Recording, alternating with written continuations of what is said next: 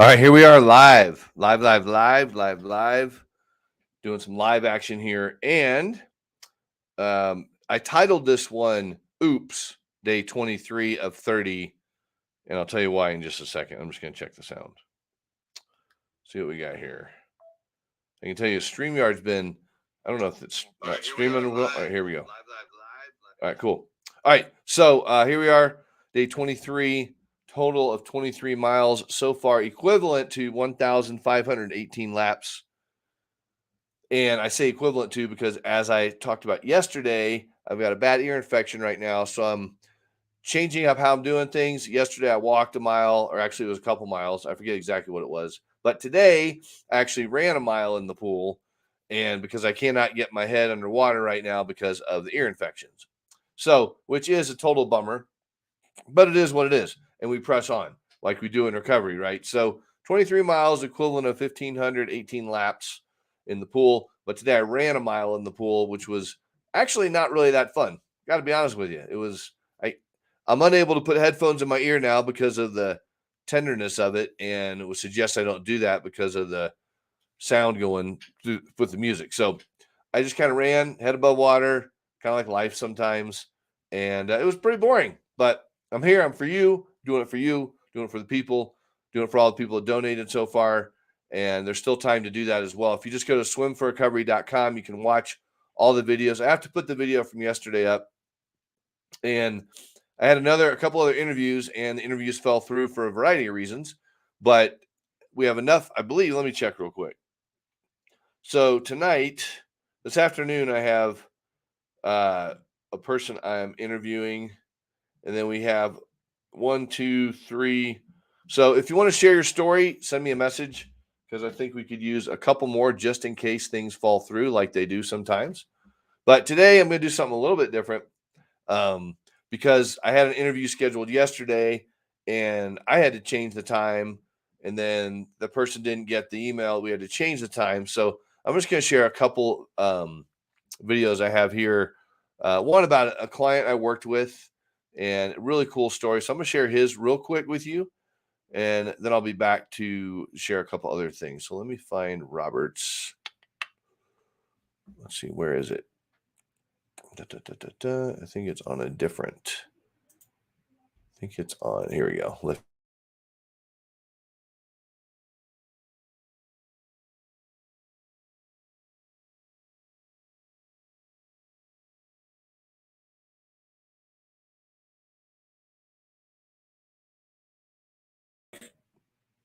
It looks like we're still live. Hold on a second. I don't know what just happened there. There it is. All right. That was really strange. Let's see. Are we still live on Facebook? Let me see what's going on. Whew. I think we are. Let's see what happened. Yep, we're still live. All right, cool. All right, so I'm going to show you Robert's video real quick and just kind of the journey he's been through since we did this video. He's married now and is actually part owner in a facility. So check this out. If your mom had not called and we had our conversation to partner together, her to hire me to come help you and her in the process, right? What do you think your life possibly might be like if you hadn't taken that step now? I truly believe there's a good chance I wouldn't be alive today. And if I was alive, I'd be living a pretty miserable, sad existence. Empty. I was already pretty low, but you can always go lower. And it wouldn't have gone any better. Yeah. You're right. And those are the sad situations when I make those calls back and loved one did not get help. And then that is the situation. But now, as you said, you are fully employed. Mm-hmm. You are engaged. I am. You're in the addiction and recovery world and mental health space. And man, you're like changing lives now based on all the junk you went through. You now get to help other people change theirs. Yeah, it's awesome being able to every day in my life, in my work, in my free time, no matter what day it is, I can always use my experience to to help others. How are you and your mom doing these days with this new Robert? So me and everyone in my family have an amazing relationship now. I actually look forward to going to see my family. I plan trips for me to fly back out east and see them all the time. They come down and see me, and it's not a welfare check. Right. It's we actually get to spend time together. For the longest time, our relationship was me using my parents for selfish reasons, not for as a true relationship, and them consumed with worry about me. That was what it was. It was, my sister likes to say that for many years it was my parents. It was always about me, but not in a good way. And it's it's in a good way now. It's not always about me either, but I'm doing great, and it's a beautiful relationship that has blossomed. I didn't realize how bad my relationship with my family was until I went to treatment and all these things. Yeah, Everything I had done. Yeah, definitely a lot of change. So what would you say to the mom or the dad?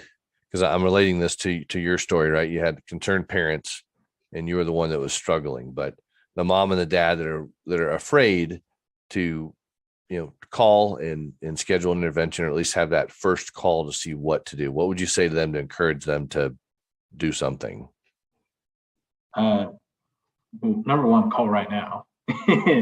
There's no sense in waiting.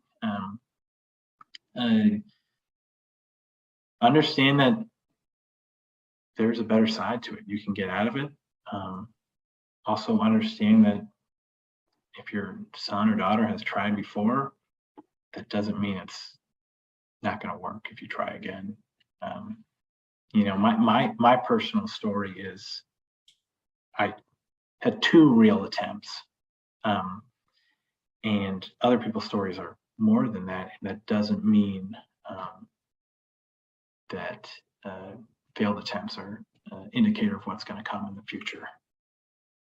Awesome, man. Well, I just want to say thanks for just being amazing. And I'm so proud of meeting you on that day and looking at you now as totally 2 different people.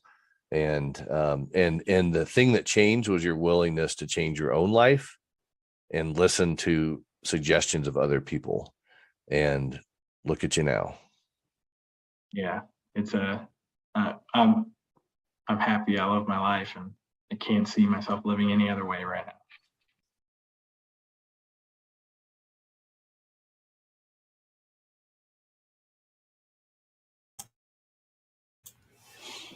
All right. Hey, Robert, thanks for sharing that. That was a little while ago. I had that as just kind of a client story, client testimonial, and Robert did a great job with that. So really appreciate that from him. And then I also wanted because some things got snafu'd with having a few other speakers lined up and the interviews fell through. So I'm just showing you a couple things, just kind of about my journey as well. And I'm going to show you this video of mine from, I forget what year it was, but it was my baptism video. Life before Christ became my savior was just a confusing roller coaster, I guess I would say. Definitely misled, self-centered journey, and alone, really. Just I'd say it was kind of a mess before Christ, my savior. And I look at kind of like Lord and Savior, but before I turned my life over, it was definitely a challenging roller coaster. 2012 kind of really changed the whole perspective on everything with a poor decision I made in 2012, which dramatically affected myself and my family. I had to go away for a little while, and during that time that I had to be away from my family, that's really when the shift happened, and he became my Lord. What I mean by that is that the friendship I had with Jesus actually became a relationship. And now when I think about, walking hand in hand with Christ as the center of my life, and to be able to lead like my wife and kids and everything. I've just been, I just feel blessed to have that shift, really go to the heart, because I think that was missing before. And I just want to, let people know that no matter how old you are or young you are or whatever, that, having a relationship with Christ is the most awesome thing really ever. And I'm just grateful to be a part of the Christian community. I'm grateful for Red Rocks and being a part of this family. I know that, God's never going to let me down. And I just want to be there for my wife and my kids. And but I know that for me, this is my relationship. This is my faith. This is my journey, and that I'm on with Christ. And along that, there's family and friends and community with me.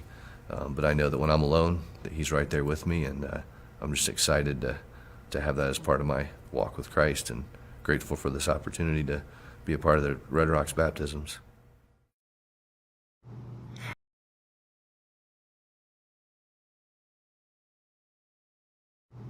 Hey everybody, it's six-time Olympic gold medalist Amy Van Dyke, and I hope you guys are doing amazing. So I got a friend and his name is Rob, and he wants to let me and all of you know that September is National Recovery Month.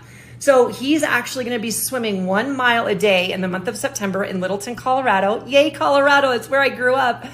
He's going to raise awareness for recovery from addiction. His sober date is June 8th of 2001. Now, his senior year, he had to decide either to quit swimming or to quit drinking, and he chose to quit swimming. But as you just heard, he is sober. So he is now on a mission to restore hope, identity, and purpose to the addicted. Too many people, as we all know, we hear it all the time, are dying from substance abuse.